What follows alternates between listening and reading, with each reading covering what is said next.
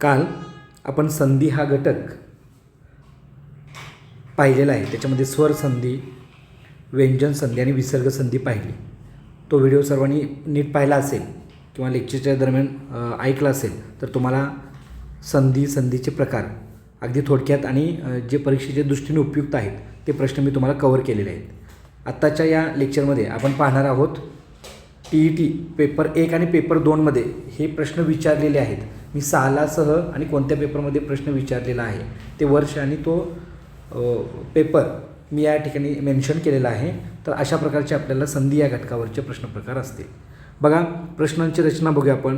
पुढीलपैकी संधी विग्रहाच्या नियमानुसार गटात न बसणारा शब्द कोणता? तर काल मी एक प्रकार सांगितलं होतं बघा तुम्हाला, विसर्ग संधी. जर नीट अभ्यासला असेल तर लक्षात ठेवा. दुष्काळचं बघा दू अधिक काळ, निष्कारणचं नी अधिक कारण असा त्याचा विग्रह होतो आणि निष्फळचं नी अधिक फळ असा विसर्ग संधीमध्ये हे होतं.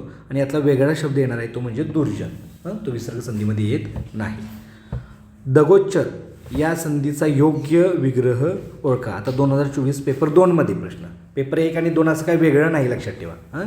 तर दगोच्चर शब्द कसा करता येईल बघा. द ग आहे म्हणजे हे तृतीय क ख ग, तो गट लक्षात ठेवा. क ख आणि ग 3 नंबरचा अक्षर म्हणजे तृतीय रूप संधी आहे.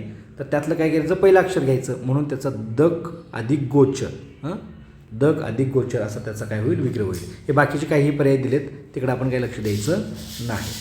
त्यानंतर बघा, पुढीलपैकी कोणता शब्द विसर्ग संधी नाही? विसर्ग संधी नाही. आपण प्रकार बघितला. निरंतरचं काय होतं, नी अधिक अंतर असं होतं. निष्कारणचं नी अधिक कारण, तो विसर्ग आहे त्याचा र होतो, श होतं, काल बघितलेलं आहे. आणि निराकारचं नी अधिक आकार, निराकार असा त्याचा विग्रह होईल. तर निशांत हा शब्द वेगळा येतो, बाकीचे विसर्ग संधीमधले आहेत. निशांतचं असा विग्रह होत नाही. एवढे इझिली प्रश्न आहेत. फक्त आपल्याला कन्सेप्ट माहिती असेल ना आणि ते शब्द आणि त्याचे प्रकार जर तुम्ही अभ्यासला तर याच्यावरचे आरामात आपल्याला प्रश्न सोडवता येऊ शकतात. त्यानंतरचा पुढचा प्रकार आहे बघा, मनुअंतर या पोट शब्दापासून तयार होणारा अचूक जोड शब्द कोणता? 2017ला पेपर 2मध्ये हा प्रश्न विचारलेला आहे. मनु अधिक अंतर. आता कालच आपण बघितलं मन्वंतर. मनु अधिक अंतर काय होतं, मन्वंतर असा त्याचा अर्थ होतो. कालच आपण विग्रह बघितलेला आहे बघा, मन्वंतर होतं. त्यानंतर आहे बघा, त्यानंतरचा हे आहे बघा निम्न में से. आता हा हिंदीमध्ये बघा, संधी हाच प्रकार आहे पण इथं हिंदीमध्ये विचारलेला आहे आपल्याला. निम्न में से विद्यालय शब्द का संधी भेद क्या है? म्हणजे विद्यालयाचा संधी कोणत्या प्रकारामध्ये येते? तर विद्यालयामध्ये बघा विद्या अधिक आलय असा त्याचा विग्रह होतो. आणि मी काल शिकवलं होतं बघा, विद्यामधलं आ आणि आलयमधलं आ यामुळे दीर्घत्व संधी तयार होत्या. आणि स्वर संधी, दोन्ही पण स्वर आहेत म्हणून ते काय येतात, स्वर संधी. म्हणून याचं उत्तर प्रथम क्रमांक आहे बघा, स्वर संधी. तर एवढा अगदी सोपा आहे. पुढचा प्रश्न आहे बघा, संधी प्रकारानुसार विसंगत पर्याय असं पण आपल्याला प्रश्न बऱ्याच वेळा विचारलेले आहेत. आता हा 2024मध्ये पेपर 1मध्ये प्रश्न विचारलेला आहे. महौदार्य, महा अधिक औदार्य, गंगौघ हे कालच्या लेक्चरमध्ये बघितलं बघा, गंगा अधिक ओघ. दुर्दैव हे वेगळं येतं. जनैकमध्ये जन अधिक ऐक हे एकसारख्या प्रकारामध्ये येतं. दुर्दैव हे वेगळ्या प्रकारामध्ये येतं म्हणून तो विसंगत पर्याय येतो, लक्षात घ्या. त्यानंतर बघा पुढचा प्रश्न कोणत्या संधीमधला आहे असा विचारलेला आहे.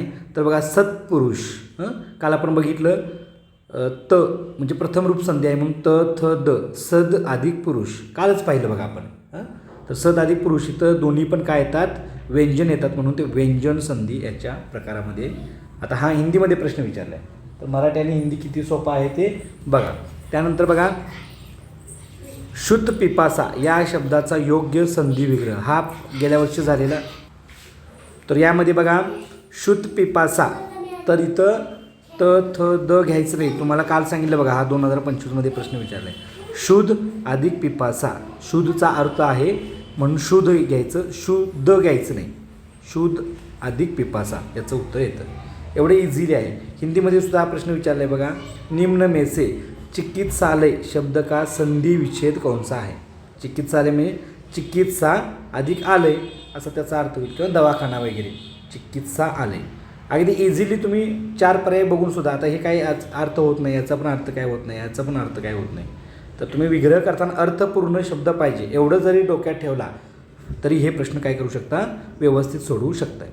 आणि शेवटचा प्रकार आहे बघा, शेवटचा प्रश्न इथं घेतोय. पुढीलपैकी संधी विग्रहाच्या नियमानुसार गटात न बसणारा, आता रिपीट झालं आहे बघा, पाठीमागे एकदा विचारलेला तोच प्रश्न इथं रिपीट झालेला आहे.